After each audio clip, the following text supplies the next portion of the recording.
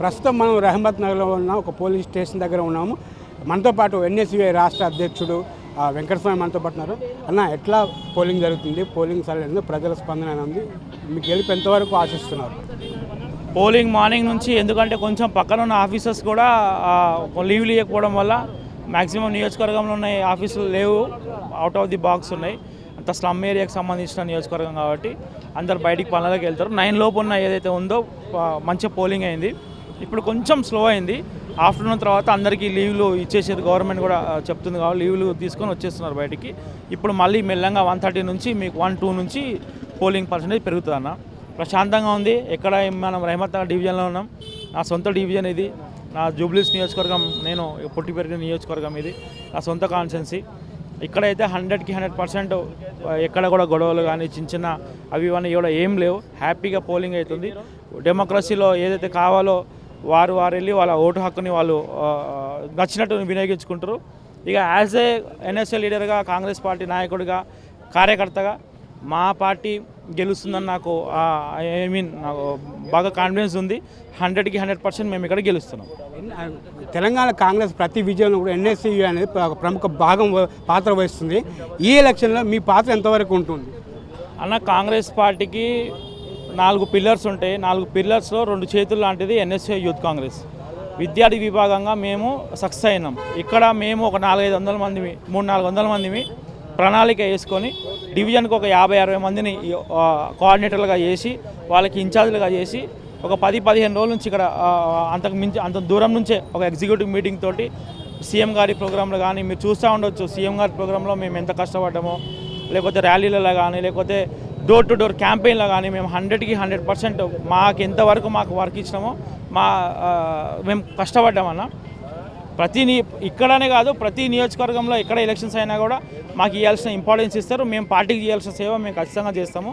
మేము రేపు ఈ చేసిన సేవకు రేపు వారు గెలిస్తే ఖచ్చితంగా గెలుస్తారు. గెలిస్తే మాకు ఆనందం మాకు వేరేగా ఉంటుంది. బీఆర్ఎస్ మాత్రం నాన్ లోకల్ అనే ఇష్యూ టాపిక్ తీసుకొస్తుంది. ఎట్లా చెప్తారు వాళ్ళకి సమాధానం? ఇప్పుడు బీఆర్ఎస్కి ఫ్రస్ట్రేషన్లో ఉన్నారన్న. పొద్దున్న నుంచి కూడా అక్కడ ఏదో టీఆర్ఎస్లో కాంగ్రెస్లో డబ్బులు వంచుతారని ఒక స్టోరీ, మమ్మల్ని టేబుల్ వేయట్లేదని ఒక స్టోరీ, మమ్మల్ని కొట్టినారని ఒక స్టోరీ, ఇట్లా అనేక స్టోరీలు చెప్పుకుంటూ వస్తున్నారు. ఓడిపోతున్నాం అనే ఫ్రస్ట్రేషన్లో వాళ్ళకి ఏం చేయాలో అర్థం కాక పిచ్చి ఆరోపణలు చేస్తూ ఉన్నారు. మీరు చూస్తూ ఉండవచ్చు అన్న, మొత్తం కాంగ్రెస్ వేవ్ నడుస్తుంది. నియోజకవర్గం మొత్తం కూడా ఎక్కడ చూసినా కూడా కాంగ్రెస్ పార్టీ ప్రజలు అంటే స్వచ్ఛందంగా వచ్చి కాంగ్రెస్కి ఓటేసే పరిస్థితి ఏర్పడింది. నవీన్ యాదవ్ గారు కానీ, లేకపోతే ముఖ్యమంత్రి గారి పథకాలు కానీ, నవీన్ యాదవ్ గారి చరిస్మా కానీ ఇక్కడ మాకు బాగా పనిచేస్తుంది. 100కి 100% మేము ఇక్కడ సక్సెస్ అవుతున్నాం.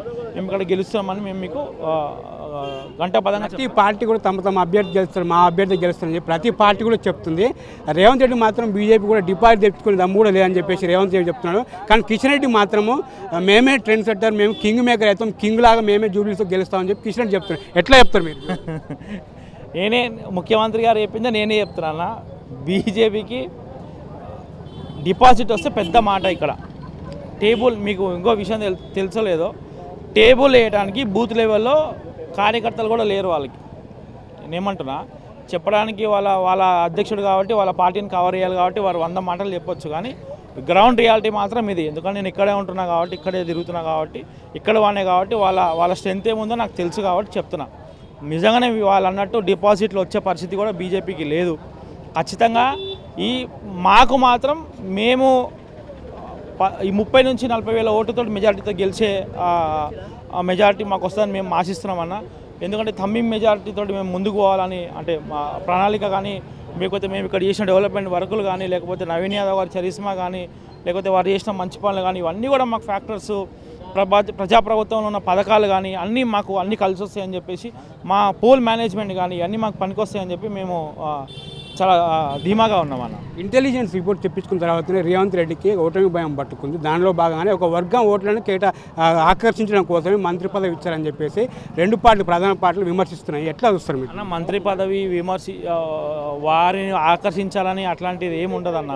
చూడండి, 100% ఒక మైనార్టీకి ఇవ్వాలనే ఎప్పటి నుంచో ప్రణాళిక నడుస్తూ ఉంది. సరే, దాన్ని అధిష్టానం కూడా ఫుల్ఫిల్ చేయాలని అనుకుంది. సో వారికి అవకాశం ఇవ్వాలని దాన్ని డిసైడ్ అయింది, ఇచ్చినారు అంతవరకే. కానీ ఓట్ల కోసం చేసేది అదంతా బీఆర్ఎస్ చేస్తుంది కావచ్చు అన్న. మేము అట్లాంటి కార్యక్రమాలు చేయము. ఓట్ బ్యాంక్ రాజకీయాలు మేము కాంగ్రెస్ పార్టీ ఎప్పుడు చేయదు. ఎప్పుడు కూడా ఈ దేశ స్వాతంత్రం కోసమైనా కానీ, తెలంగాణ రాష్ట్రం ఇచ్చినప్పుడు కానీ, ఏదైనా కానీ కాంగ్రెస్ పార్టీ ఒక ఐడియాలజీతో పనిచేస్తుంది, ఒక సిద్ధాంతాలతో పనిచేస్తాం. కాబట్టి మాకు ఏదో ఓట్ బ్యాంక్ కోసం మేము చేయాలనే ఆలోచన మాకు లేదన్న. కానీ బీజేపీ మాత్రం వారికి ఇచ్చినాం కదా, అజరుద్దీన్ గారికి ఇచ్చినాము. అవును, యాజ్ అ మైనారిటీగా వారికి ఇచ్చినాక మాకు ఇంకా ప్లస్ పాయింటే కదా, మేము ఎందుకు అట్లా ఏం లేదన్న. కానీ బీజేపీ ఒక దేశద్రోహికి ఇచ్చింది మంత్రి పదవి అని చెప్పి బీజేపీ అంటుంది. మీరేమో వరల్డ్ కప్ తెచ్చారు క్రికెట్ అని చెప్పేసి మీరు బీజేపీ అంత సన్నాసులు ఇంకొకరు లేరన్న. ఈ దేశం సర్వనాశనం అయిపోనికి ఈ దేశంలో ఇంకా దీనికి వాళ్ళే కారణం. ఎందుకంటే ఇప్పటికీ కూడా మీరు ఏం పని చేసినాము, ఈ రాష్ట్రానికి మీరు కేంద్ర మంత్రులుగా ఉన్నారు, మీరు ఏం తీసుకొచ్చారు, ఎంత ఫండ్లు తీసుకొచ్చారు, ఏం చేస్తారు అనేది మీరు మాట్లాడాలి. కానీ జూబ్లీస్ నియోజకవర్గంలోకి వచ్చి ఖాను బేగం నగర్ అవుతుంది, నేను సీతారాం నగర్ చేస్తా, మీ రహమత్ నగర్ని మీనాక్షిపురం చేస్తానని చెప్పి చెత్త మాటలు మాట్లాడిపోతారు. ముస్లింలకు తుర్కోళ్ళకి ఇది చేస్తారు, తుర్కోళ్ళకి జోకుతారు అని చెప్పి ఒక మతాలను రెచ్చగొట్టడం తప్ప వాళ్ళు చేసిన సన్యాసిలు వాళ్ళు చేసిన పనులు ఏం లేవు. తెలంగాణ రాష్ట్రానికి జీరో బడ్జెట్, కేంద్ర బడ్జెట్లో జీరో అమౌంట్ ఇచ్చారనమాట ఇక్కడ.